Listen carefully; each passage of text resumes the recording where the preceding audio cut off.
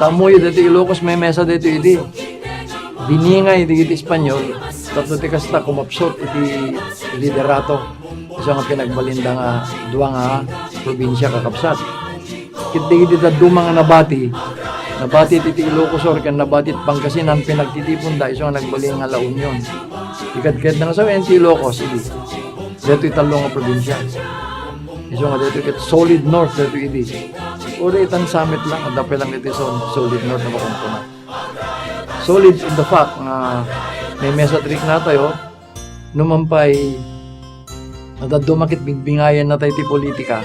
Ngayon dito ket politika lang. Iti kinasulido ni Ilocano, dito pagsasao tayo pa'y, ugali, iti rik-rik na tayo, dito kinagaget tayo, dito kinapigsa tayo, dito iti sulido nga Ilocano nga makumpuna. So diyo kadmadlaw kakabsat, tahan lang nga Pangasinan tinagbaling Ilocano.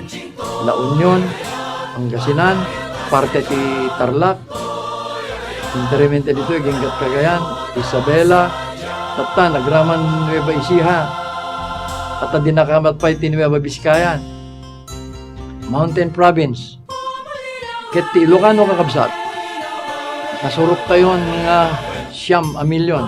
Ilocano lang nga hangatag sa saulang. Ilocano na nasurok na 9 milyon. Matikat ti kumpuna tayo 10.1% of the population of the Philippines, Ilocano. Okay, that is our historian Pepito Alvarez for Pepe Talks. Thank you. Yes.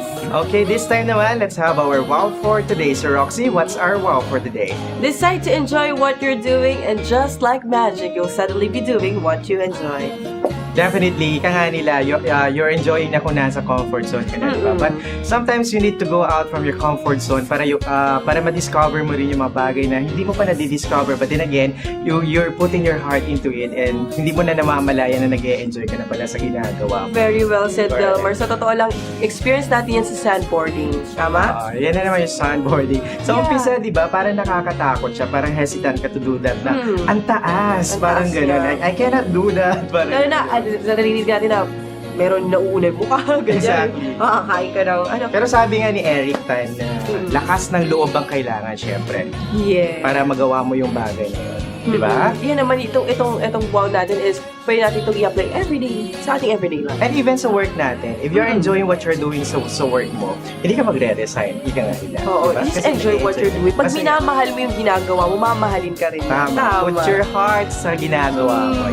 Yes! Okay, at mapunta na tayo sa ating acknowledgement. Sino ba ang ating mga pasasalamatan sa episode na to? Alright, so we would like to thank the following who made this episode a possible one. Siyempre, una dyan yung Cabana Florence restaurant natin, si Chef Sam, and of course the owner of Cabana, si Miss Foy Dayag, and of course Mr. Pepito Alvarez. Yes, ang ating Widget Hub or Widget City. Of course, kay Martin Bernilla. And kay Mrs. Tina Tan and the Lead Movement. Ayun. Correct. And of course, to Eric Tan and Brandon Tan. Yung magkapatid. Yung magkapatid na yan. Yung isa, si Brandon Tan is the 4x4 professional rider. Oo. Yeah, tama? Thank you talaga sa kanila. We really had a great time with Sobra. them. And hindi yun ang ang first and last. That you're gonna Yes. susunod at gagawin ulit namin. Madami pa. Yes, And- of course, to Ellie Morales for the Art Beat segment, of course. Yes, thank you. Okay, so do we have a personal greetings? Yeah, mauna na. Okay, hello to my mom and my dad. Siyempre, lagi nanonood yan ng Wake Up Locus. At sa aking baby, sa aking kambala, si Marcus and Miguel. And of course, yes, sa aking hubby. Talaga kasama talaga hubby. That's Marcus Patrick. And of course, sa Divine College of Vegan Students and faculty, sa mga friends natin dyan sa JDC Mall. And to Pastor and Pastora Eugene Medina and TJ. At syempre, ang nandito ngayon, si Mom Rochelle, yung ating Yes. and Hi, Sister Ma'am Rochelle. Ian. And welcome back to the Philippines. Yes. And thank you so much. Oh, thank you kay Ma'am Rochelle. Sobrang pressured tayo ngayon, pero sa totoo lang, it was so fun to see her na nandito ngayon Exactly. sa ating set. Yes. Iba yung energy, iba yung level. Iba level talaga. And of course, Sir Adrian. Yes. Correct. Okay, how about you? Okay, sa number one fan ko, syempre, ang mama ko, si Miss Lilia Llanes. Hi, Mom. And of course, sa mga kapatid ko, Myla, Martin, Deltran.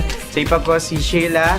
May mga pamangkin, si Ryzen and Raven, of course. Lagi nanonood yan. Hindi nga ako na-recognize, nanonood lang siya. Tinitiglan na niya ako. Yung pala, narinig yung pangalan. bakit sinabi yung pangalan ko? Sabi daw ganun. Kaya ako pala uncle nila.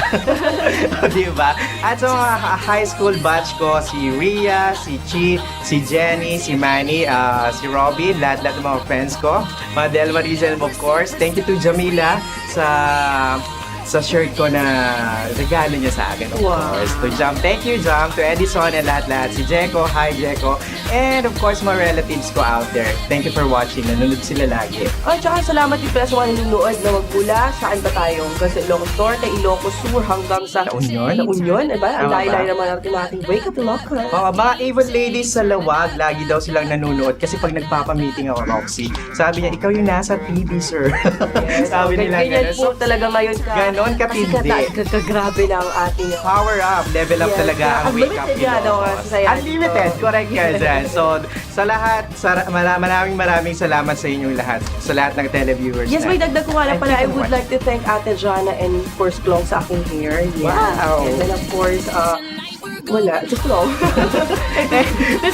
to Direct Said, at saka sa lahat ng staff na nandito ngayon. And I'd like to take this opportunity na rin to greet my mom na rin. A happy birthday on December 11 and to George Aguinier.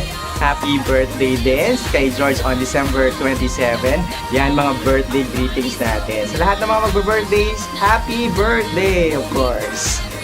And of course, yes, ay, nga pala, ito pa, nakalimutan ko i-greet ang aking mga kambal. Mag-first birthday na sila. Ay, happy birthday! Happy birthday, Marcus and Miguel, my cutesy twins, my two boys. Yes, I love you so much, Mom Watch. Bonggang party ito. XLE. Oo. At dyan pa nagtatapos ang ating show for today. Tumutok po ulit next week dito sa show kung saan more than unlimited ang saya. Yes. At ito ang nag-iisang infotainment show sa buong Ilocania. Kaya sama-sama ulit tayo next week dito sa Wake Up Ilocos! Bye everyone and thank you for watching. I love it.